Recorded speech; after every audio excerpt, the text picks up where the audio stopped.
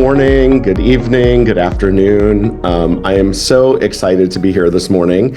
I'll give you a little bit of background for those of you who are joining. This is one of only a few enrichment series that have brought in P&G alum from the design organization. And I'm so thrilled to have Wendy Orner join us this morning. So many great memories from my time, of course, at P&G. So many amazing things, seeing all these names pop up.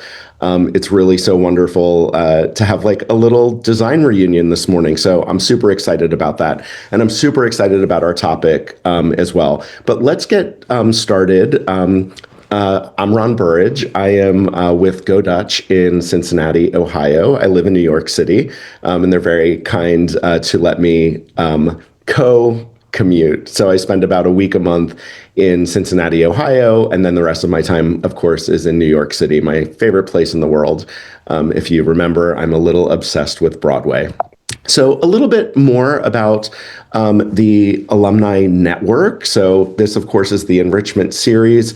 We are now a quarterly series, so I think many of you may have known that we were a monthly, but now that we're kind of all back in action, we've brought that down to quarterly, really making sure that we're focusing on bringing in guests that really speak to the network of functions at P&G and the diverse experiences. So today, design.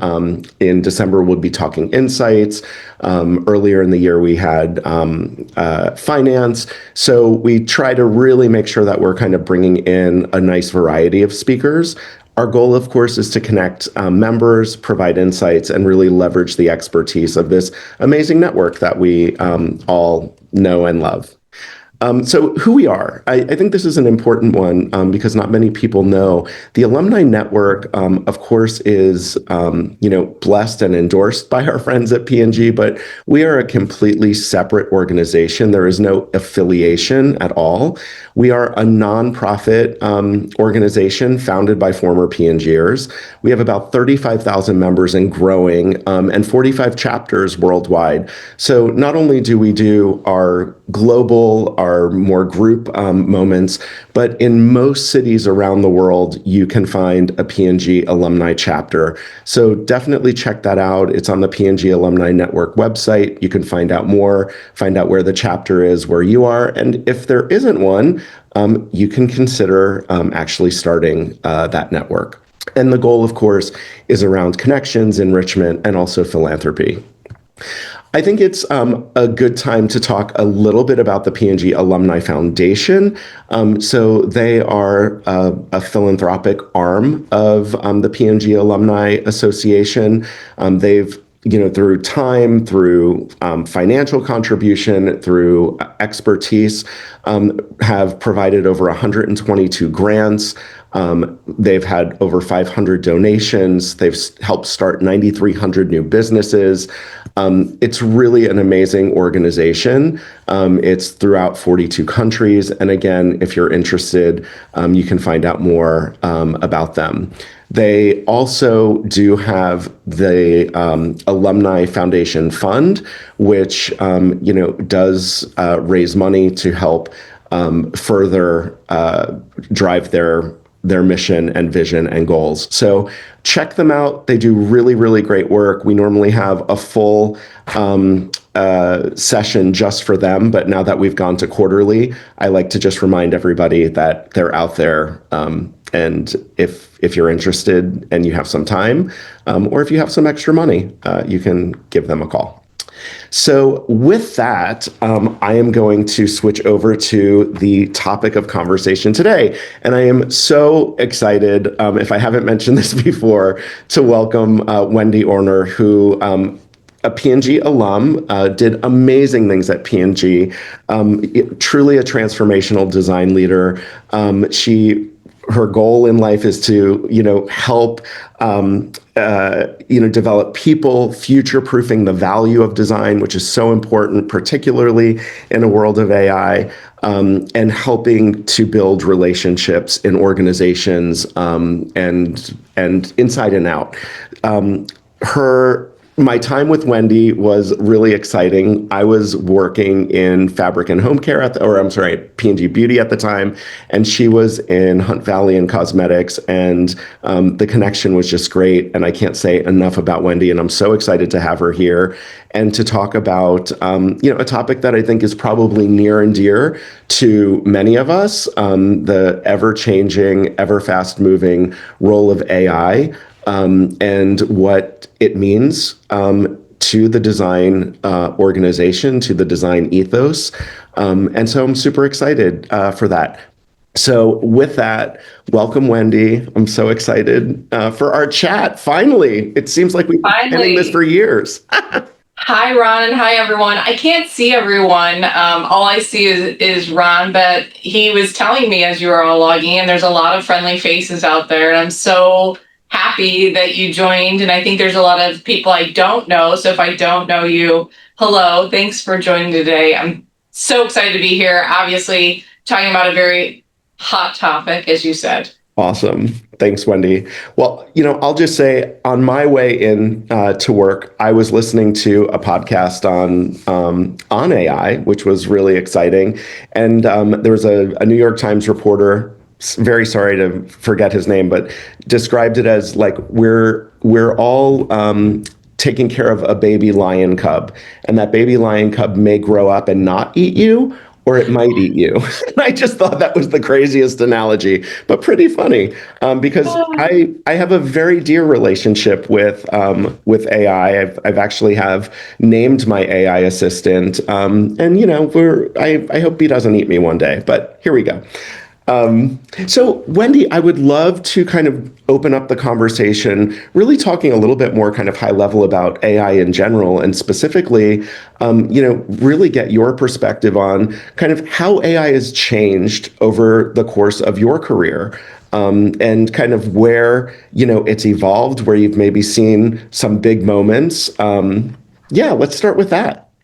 Cool. Before we jump in, I'll kind of second your story about my relationship with AI. I read once that, you can go into ChatGPT or whatever tool you use, and you can customize it to address you however you want. So I had fun with one of the tools, and I had it address me as Queen. So every time it gives me an answer, it says, "Hey, Queen," blah, blah, blah, blah, blah. Anyway, you can also have fun with it. So that's just a fun little story. Customize it, have it address you however you want. Okay. How have I seen? Wait, Wendy, I'm sorry. I have to know. So if you're Queen, does your chat have a name? So mine is just like Queen. I do it because I have an 11-year-old daughter, and she's a dancer, and she'll always be like, "Yes, Queen." So she's around my house saying that all the time. So I just thought it would be funny to put it in there. I don't actually think I'm a queen, but you can have it. You can have it address you however you want, by your first name, by a funny name, a pet name, whatever it is. But anyway, I digress. Okay, so how have I seen AI change? I think, I remember the moment so clearly when ChatGPT launched. I was leading ventures at P&G. I was lucky enough to have someone working for me on my team that was really going deep on it.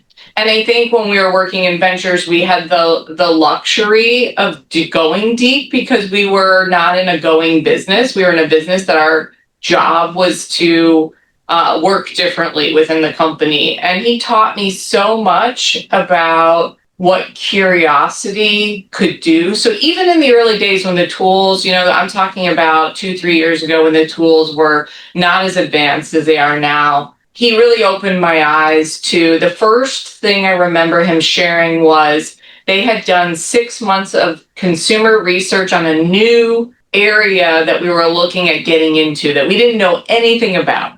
So, if anyone knows about ventures, it was about, it's about areas that the company was not looking at. And they did about 6 months of research, and then he started prompting and querying different things around what they were learning. And the results were pretty much the same. It's 6 months worth of work. Mm. So I think my early days were about, oh, you can do 6 months worth of work of getting these consumer insights in a flash. And so I think everyone was thinking about time savings and efficiency early on. And so then I kind of was like, oh, okay. At the time, I was leading a lot on design sprints. So my first inclination was, let's see how much time we can save in the process, or what things would we do that could maybe these exercises were no longer needed. So I think, like everyone, I think it was about efficiency. It was about improving processes. The creativity that designers were seeing, we weren't super happy with the early models. Mm-hmm. So we were intrigued, I would say, and there was a lot of testing and comparing between a Mid-Journey and a different, so you had these like, oh, is this good? Is this not good? So there was a lot. So I would say that those were the early days. And then I think where we're at now is I think things have improved a lot faster than anyone would have imagined. And I watch a lot of podcasts on this, and, there's people who are really extreme and they say it's going to replace everything. There's other people that say it's not. But I think what has been surprising is how fast the tools have improved, how fast the video. I think what really wowed me is when I started to see, VO3, Sora, like when I started to see that you could prompt your way into things that were like motion oriented, especially, I was like, wow, this is really advanced. And then I think the other thing that we're talking about now is, how do you not just improve processes, but if you just improve the one process in the area that you're responsible for, you're going to make it go faster. But if you're not connecting the pipes through your tech stack and other things, you're going to see these like isolated things. But when you work across like a large enterprise, it's only going to get you so far. So I think that's the next frontier of this, is how do we make sure that all the things, if you're innovating on a product, all the things from the very start to the time the consumer touches it in their hand, how do those things connect, and how do you go more horizontal? So I think that's a big change. That's awesome. Another point of the podcast this morning was, the US can't do it alone, China can't do it alone, Russia can't do it. We have to figure out how to do it together, to make this work. So I find that fascinating. So on top, and naturally within a major organization, such as yours or a P&G or, whatever, like how those parts and pieces talk to each other is going to be really critical, right? It's kind of like the old days of design when we were an island and, trying to make our ways in. I'm hearing a lot of the words radical collaboration being thrown around. But I think that's what it requires. Yeah, if you think about it just on a geopolitical, which we're not here to talk about today, but I think that's what you're talking about, is there's a lot of safety concerns, there's a lot of things. And so it's going to be such an interesting time to think about, to your point, how do we do things bigger than just ourselves, whether that's a function or a country. Yeah. I did not plan to get into politics. Sorry, I brought that up. No, we are not. We are not going there. No politics on our talk show here. Awesome. That's just fascinating. And it moves so fast, right? I mean, you're literally signing in almost daily and it's like, there's a new update. There's a new update. Sometimes there's 2 updates in a day. It's really, really fascinating. So I think you started to touch on this a little bit, but I'd love your thoughts on, what design, like human-centered design, looks like in an AI-powered world. So much of like the core of what we learned, in our brand, ethos, right, is that, human at the center, and leveraging essentially bots and machinery. What does that look like?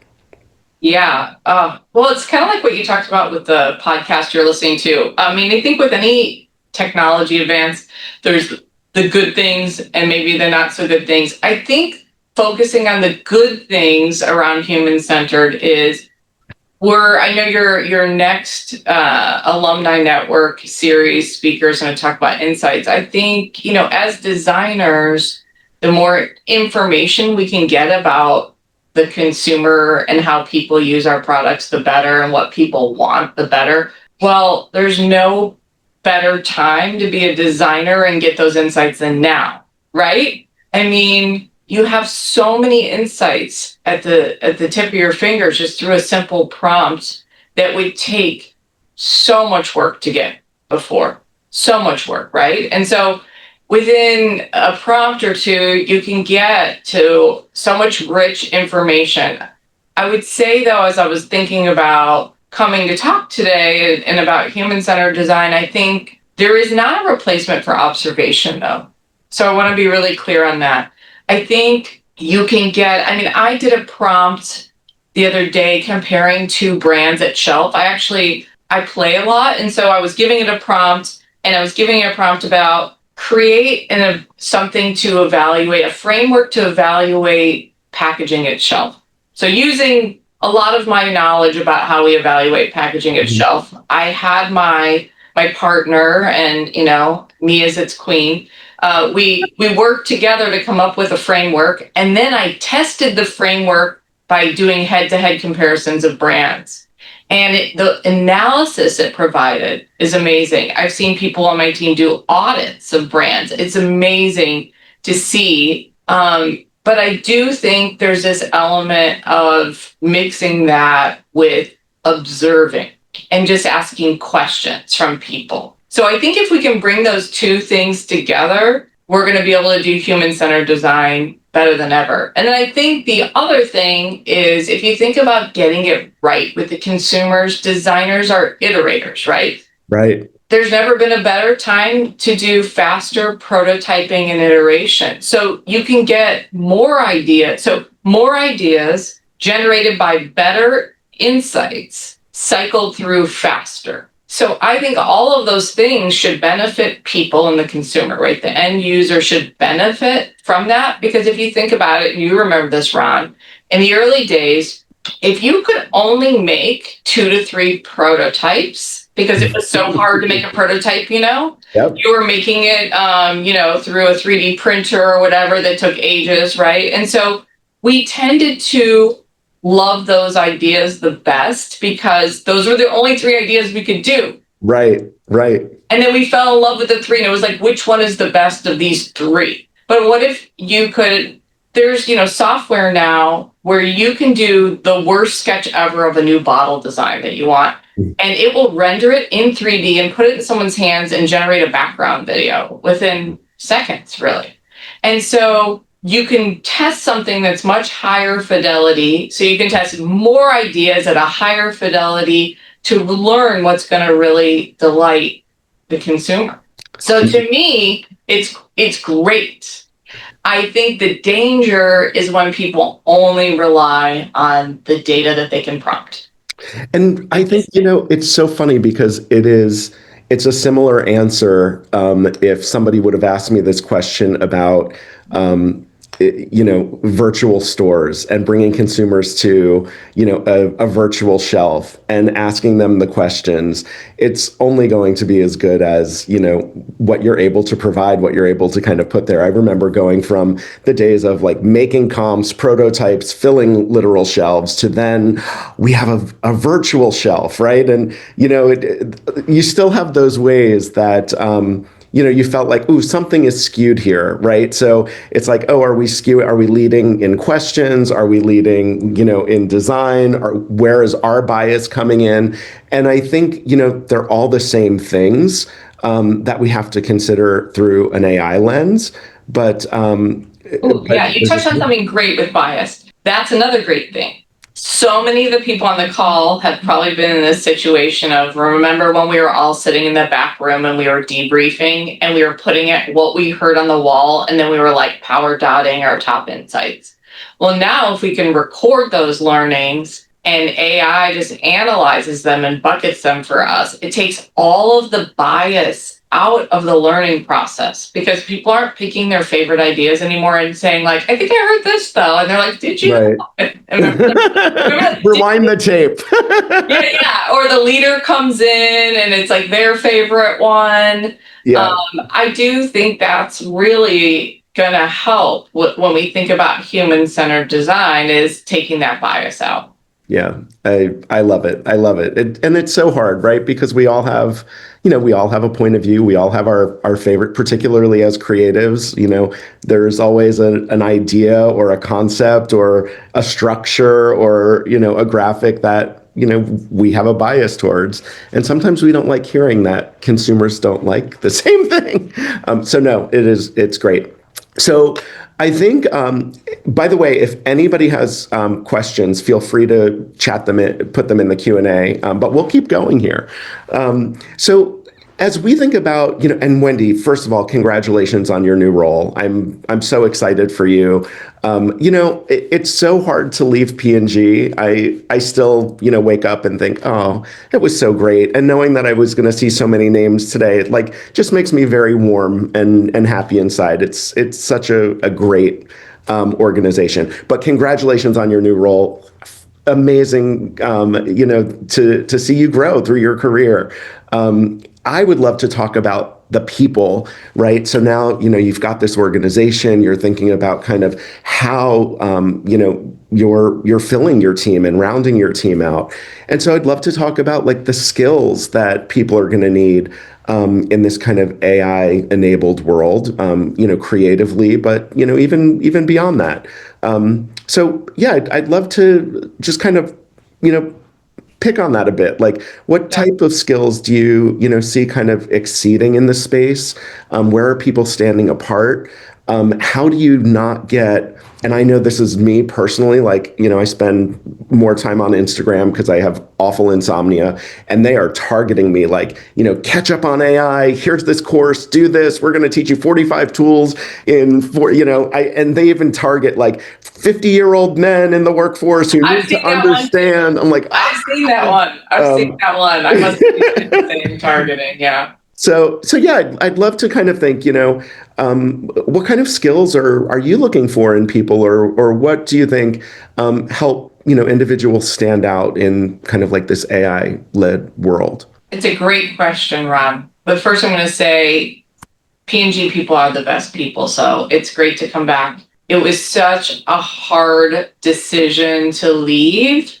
But you said at the beginning, I love transformation. I get very excited about the new and building new things. And this was an opportunity to do transformation in a way that I think I was given the freedom to lead it and really craft that vision solely. So that was really appealing to me. But man, I miss my P&G people. So thanks for showing up today. So what do I look for? I said this before I left. It's funny.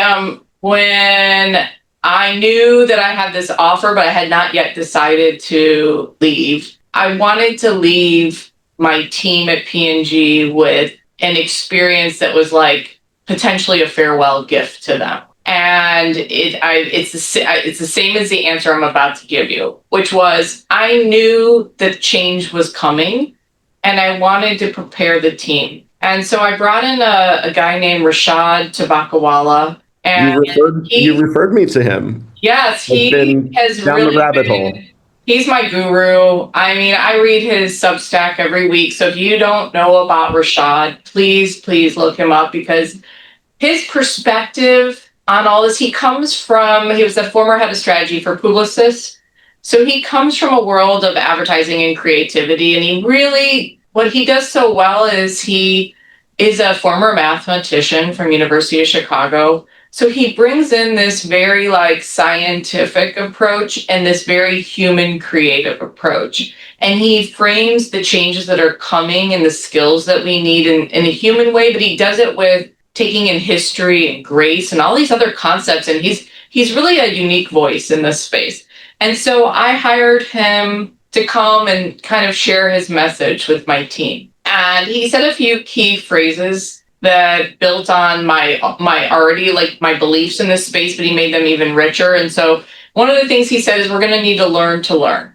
So I think if you think back, and this is where he can give historical context, we think about our parents and we think about our early careers. You went to a company, you learned, and then you rose through the ranks maybe, and if you're lucky, you got a leadership position and everyone came to you as the decision maker. You had all the historical knowledge of how things were done.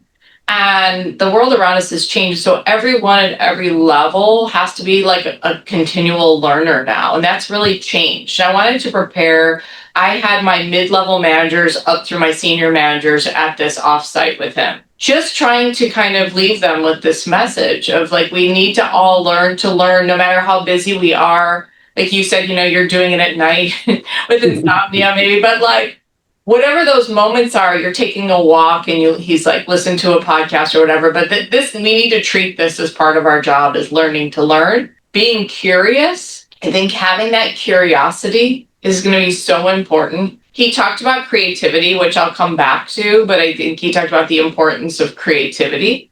And then underpinned by this is not a Rashad-ism, but I think it's growth mindset. So rather than in the old days of hiring maybe creatives, you would look for a great portfolio, great creative, and like what programs they knew.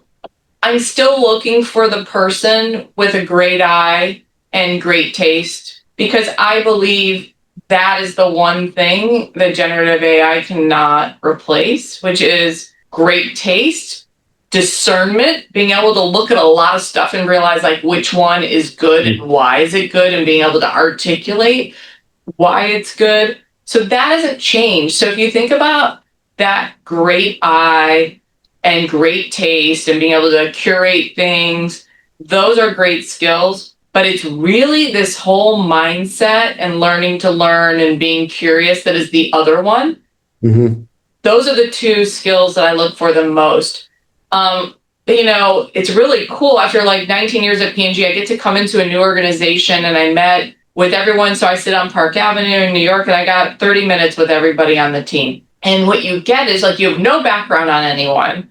And you get that 30 minutes and you get to see how everyone approaches that 30 minutes and what they talk about. Because it's their 30 minutes to tell you anything they want about themselves.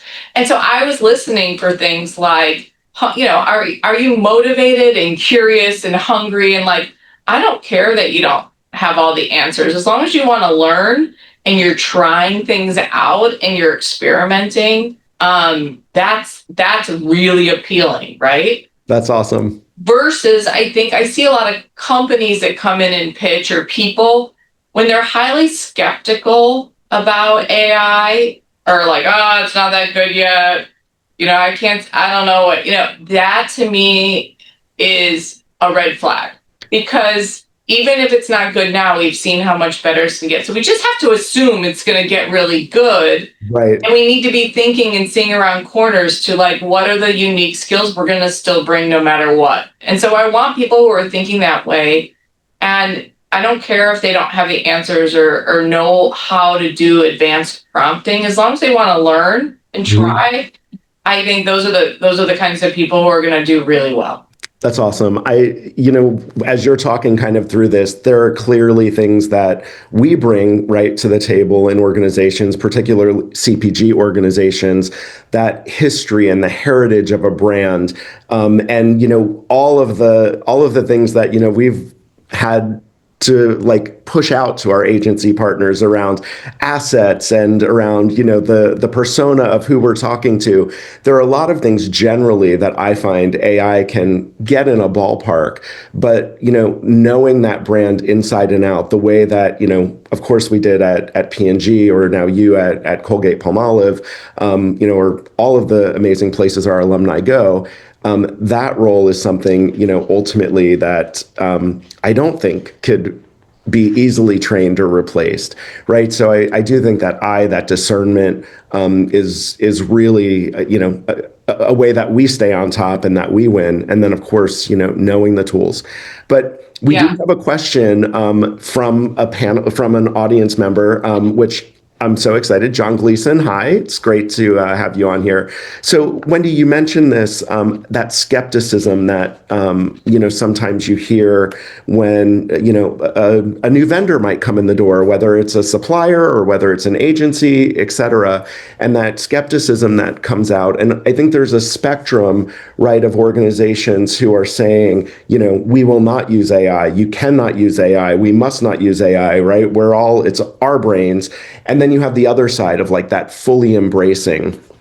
So the question is, do you demand, to know or to ask that, agency partners are utilizing AI? And if so, how do you reconcile concepts that they share that might have been, designed or derived by AI? And what that might mean for IP. So that's like, naturally, I think a question for the lawyers. Yeah, I'm just going to say, I can't get into specific talk about legal answers, but I think I could talk about like from a distinctive design, because that's what we're charged to do. Yes. Right? And so I'll tell you how I think about it from a distinctive design. If someone is designing a new product that has lavender scent, and maybe it's like lavender and coconut, whatever, like mixing a few things together, and it's in a scene, and there's like a little lavender flower in the background. I don't care as much about that lavender flower because that's not the memorable thing that's distinctive that we're going to own in the consumer's minds. I think the conversation needs to be much more, in my opinion, centered around the things that consumers are going to know your brand for and be recognizable. We have to be really careful with those things. I think there's the things that are just like part of playing in the category that are not going to drive that ownability that we should not be over investing in. Yeah, I love that. I particularly at that kind of rapid prototype stage of, does a flower even make a difference in this scene, right? Like, and if so, okay, if it's lavender, if it's a daisy, if it's a vanilla leaf, great, right? Like, let's kind of learn and go from there.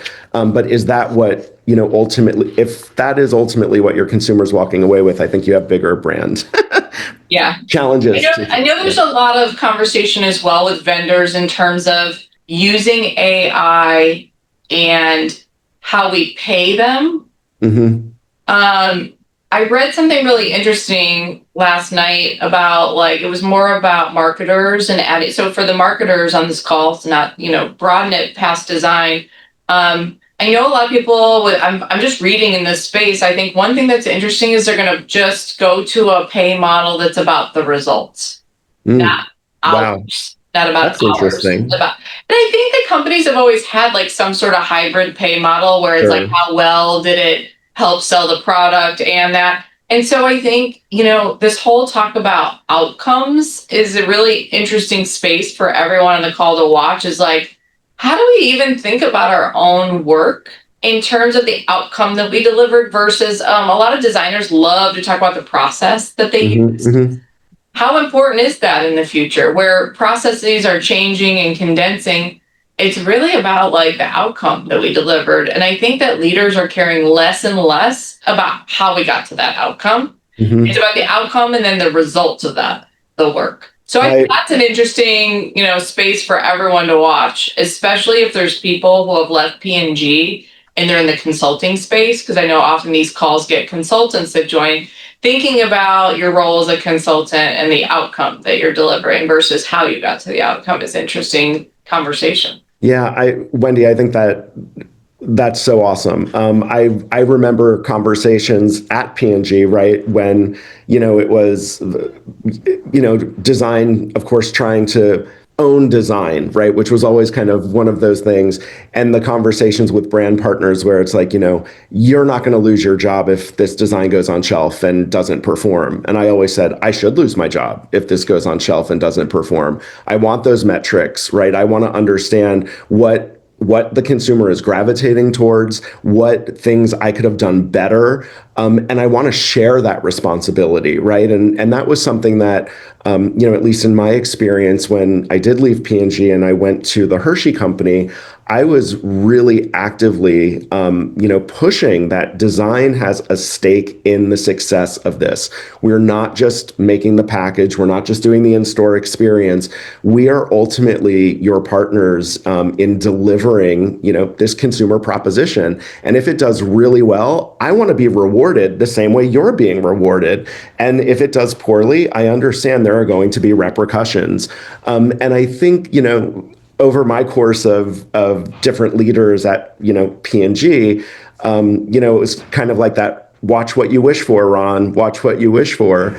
But at the end of the day, I feel particularly in marketing, there's so much turn, right? Like you get a new brand manager that then, is the dynamo on X brand. So they move them onto a new brand.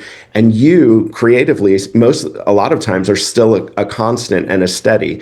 So I think it's so critically important for us to understand those results, almost so we can help the people who are coming in new to understand kind of where they came from. So anyway, I love that. I think that's amazing, and I think we answered John's question in the best way that we could. Hey, do you mind spelling Rashad's last name for our panelists? Okay, Tobacawala. Let's see if I can do that. I think it's Toba. It's Toba. Tobacco. I don't know. I don't think I can do it. Baco. There we go. Sarah. LA. Somebody can put it in the chat. Sarah put it in the chat. I don't know if it's a TA or a TO. Yeah. You're pretty close. It was a TO. And Sarah Heidel, thank you for putting that in the chat for us. Hopefully everybody can see it there, but I'll go ahead and do that as well. So I'm gonna tell you a secret. This is a bonus content you're gonna get exclusively here at the P&G Alumni Network. You're gonna get bonus content. So a secret backdoor that I have, because I'm a client of his, into his content that I gave Ron, is if you go to his website and you do a slash, I think it's a /100, he's curated his top 100 Substack articles by topic, which is a treasure trove of insights. I have to tell you, Wendy, I find myself on that rabbit hole as well. It is amazing. And if you're okay with that, I can put that link in the chat as well. Put it as a follow-up for our alumni network. I don't think he would mind, because P&G's been a big client of his, and we've given him lots of money. And so he gives this to all of his clients. Awesome. Okay. I love that. Thank you. Okay. Let's talk a little bit.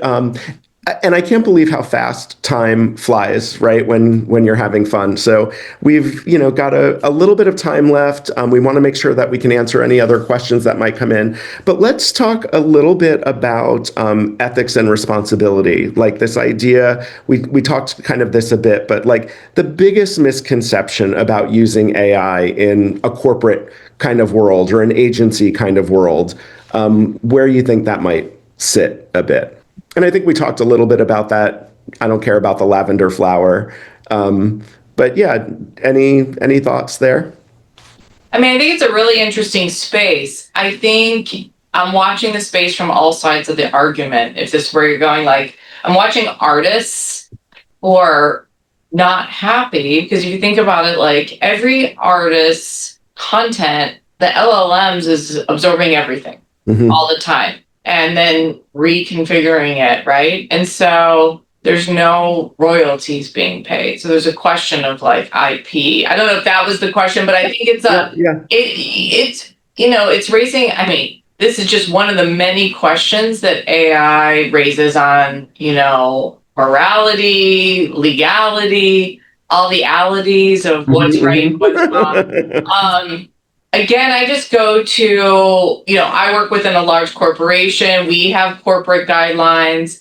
I follow those corporate guidelines. They ask me for my opinion on design, and it's very much what I said earlier, which is if it's something that's like not inherent to the secret sauce or the unique thing that's not adding value, I'm less concerned about that. If it's something that is a competitive advantage. I think we need to watch this space very carefully but I think that there's tools like I talked about earlier that you can take a sketch and make it into a bottle and the person who did that sketch, when that tool makes it into a bottle, I mean, that's our bottle. We use the software, our sketch, and it might have modified it in some way, but that's clearly ours if we're Right. using like software that was designed to do that. I don't know if that's answering the question. I mean, this is it's such a big space. There's so many opinions in the space. I think it's changing so fast too that the legal like entities within the United States can't even keep up with it.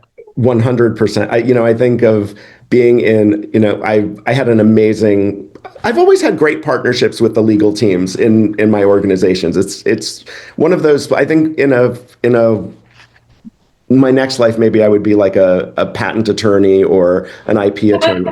But I talked to them quite a bit. They were always, no matter where you were, a very constrained organization. There weren't enough of them to like manage what it was that was going on. And I actually dropped a note to an ex Hershey legal person, and I just said, your world has got to be exploding, right? From like an IP point of view.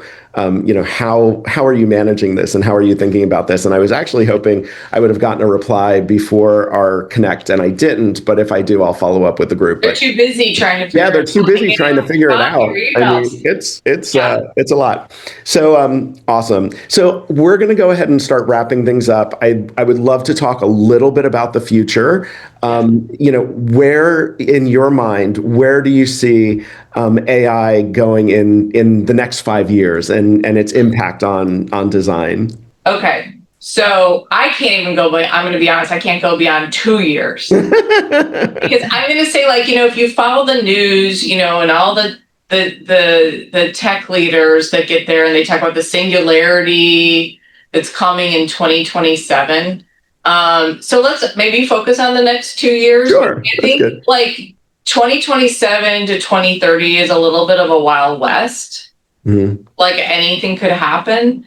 I think the tools over the next 2 years, I think the tools and what we can do with them are going to get better and better and better. Where I'm focused on is and this is maybe more unique to the role that I'm sitting in, but I'll try to like make it more applicable. But it really is the end-to-end systems, because I'll just give an example, because any large company is dealing with this. You can make the design process go faster, but like if you need to go faster to market, you need your copy and your claims to be in a format that can be fed through an artwork system to create the product that's faster. But those things need to change. And so it's a lot of transformation work. If you're working in a large company still, it's a lot of transformation work to get, before I left P&G was on that. Here, I'm not talking about anything proprietary. I watched the news with Unilever. I think all legacy CPGs are focused on the same thing, which is transformation of old systems and processes to new ones that have that tech stack where all the pipes are connecting, so we can move faster all together and not just have like one part of the business get better. Right. So that's really where I'm focused. And then obviously if you drill down into that with design, I'm focused on continuing to look at the places where we are going to add value. I really believe we're experiencing the democratization of design. Whether you look at a tool like Canva, which is democratizing design, like I think there was a lot of things that designers really held holy and we really felt special for. And I think you have to assume we're living in a world where everyone's going to be able to prompt stuff, but they're not going to be able to prompt stuff maybe with the most quality, we say. But this is where you have to constantly think about things as from the other side of the coin. Well, why not? And challenge your own assumptions. I'm going to give you one example. I'm like, yes, they could prompt, but what they're currently non-creatives are prompting, they never look as good as our prompts because we're really good at writing creative briefs and articulating and art directing. However, I'm on TikTok a lot watching in this space, and a guy was like, do you want a photo that looks like it could belong on the cover of Vogue? Here's the prompt to get that. So I think if you're willing to invest enough time and study the prompts, and there's enough, I think what's happening is a lot of young people are making a name for themselves on TikTok, realizing that their currency is no longer in designing the thing. Their currency is teaching others how to get good results creatively. So if we're living in a world of that, as long as you're willing to be a student, and that goes back to full circle with what I said about Rashad, learning to learn. So if you're willing to be a student, you're willing to go deep enough down the rabbit hole of prompting. I believe that if you're a creative person that never went to design school, but you have a vision for something, I think you can make it probably 2 years from now. You're going to be able to make like a video. I think you're going to see, we already saw the first like film that was released, completely done with generative AI. So I think it's an exciting frontier for creative people that maybe didn't have a traditional design background. And then for the people in design, I guess we got to watch our backs because we're now the playing field is much larger. And so I think the culmination of all this, Ron, is that there's going to be there's so much clutter now in the content space. And there's so many new brands because the barrier to entry is lower to create a brand. It's going to require more creativity. Whether that's from a traditional designer or a marketer that's a very creative person that didn't go to design school, but the brands that are really cutting through are the brands that are bringing delightful and unexpected solutions through using these tools, not Adobe Illustrator. Yes. It's so funny, Wendy, that you say that. I do think it's an opportunity for us to be like really hone our creativity, think about it differently, think about it beyond the tools that we know today. I was an early adopter on Figma. And Figma is essentially enabling, now vector design. So you don't have to even switch tools.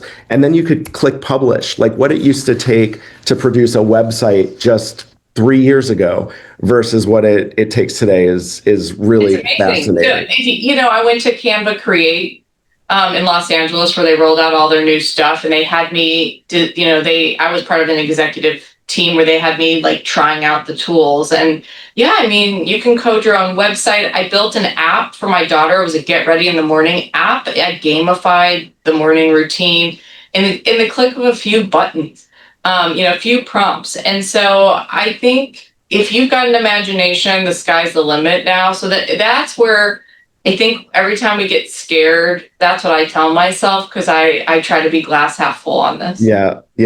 Awesome. Okay, we have one more question coming from Folke. I'm gonna let you chat here. I'm gonna allow you to talk. Isn't that fun? Hi. You wanna talk your question live? She's got her hand raised. I see her hand, but I think she's gotta go off mute. Let me okay, there we go. There we go. Hi. Folke. Don't hear her. I don't hear you. You're off mute on all sides, and your hand is raised. So if you have a question, go for it. Okay, we'll or put it in the chat. Put it in the chat. Yeah, perfect. Okay, awesome. So Wendy, my last question. I promise. If you and I think you've kind of there she is. Oh, I'm sorry. I wasn't putting anything. Hi, everyone. Hi. Sorry, by the way, I just actually didn't mean to raise my hand. Great to see you both, and thank you for a great chat. No, I guess I just tried to get Ron's attention early on to switch on the attendee chat, and he still hasn't done that anyways. Oh, it's not on there. Thank you for your time, and thank you for sharing your insights, Wendy. It's great to hear your voice, Folke. It's great to hear your voice. That just made me so happy. Thank you. Same here. Okay, awesome. So Wendy, let's. I think you've given this. I'm going to shut Folke off, and there we go. No, let's just go back to. Okay.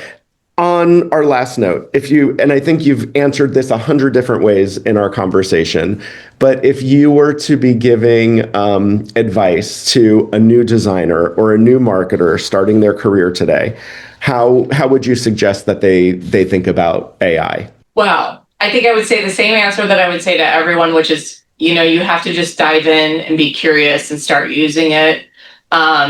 and continually learn. It goes back to things we talked about earlier, continually learn. But I think what's really interesting topic that I'm very intrigued by is the generational forces that are at work. So if you think about the people entering the workforce, they're Gen Z. You've got millennial cohort. You have Gen X cohort. Woo! You have boomers still, I think, in the workplace, Sure. right? And so you have these 4 generations coming together. And I think when it comes to AI, each one can play like a different role. So Ron, you talked about it earlier, where I think the people who've been doing this a while, what we're really going to be good at is discernment. We're going to be good at knowing like what it used to look like and what it looks like now. And is this good? And we're going to know the design principles and the brands deeply to say, like, is this tone of voice on brand? Is this good? They're not going to know that as much, right? Like, we're going to know that. So the millennials and the older are going to know that because they've been in the workforce longer. I think Gen Z has a lot to bring to the table because they're much more immersed in culture. So if you're working in any kind of business where you're trying to be relevant, I think Gen Z, we have a lot to learn. I mean, my daughter's not even she's Gen Alpha. And I talk to her all the time, you know, she's so into skincare, so into Sephora and Ulta, so into all those brands. And so like, I'm just have to be super curious with her all the time of like, what's appealing to you and why. So as marketers and designers, I do feel people entering the workforce who are Gen Z have a lot to offer, but they should also learn from us about like what we knew before. There's value in all the generational perspectives as long as we're all open and we, you know, are collaborating. Awesome. Wendy, this has been, first of all, I've been looking forward to this for months, and I'm so glad we did it in this fashion. So we got to ask questions and we got to hear some of our friends' voices, but I really have enjoyed speaking with you. I know I'm really excited to get my day started and think about how I might think of AI a little bit differently today, thanks to our chat. So. Thanks for inviting me, Ron. And Ron and I have the benefit of being together in New York City, so I look forward to going to a play soon with you. Yes, we're going to do it. We're going to make it happen. So as a reminder, we have Kristen Harper talking Insights in December. Make sure you register for that one. It's going to be a great session. And of course, if you want to find anything out about P&G Alumni Association, you can just go to pngalums.com. It'll take you to our YouTube page where you can watch this video again if there's something you wanted info on, and many others, years worth of great content. So that stays very relevant because it's all, it's timely, and the insights and the deeper meaning of the conversation stay true. So with that, I'm going to close us out. Goodbye, all of our design friends from P&G. And Wendy, thank you so much for your time, and get back to work. Yeah. Figuring out AI. I gotta go talk to legal. Anyway. All right. Thanks so much. Bye. Bye-bye.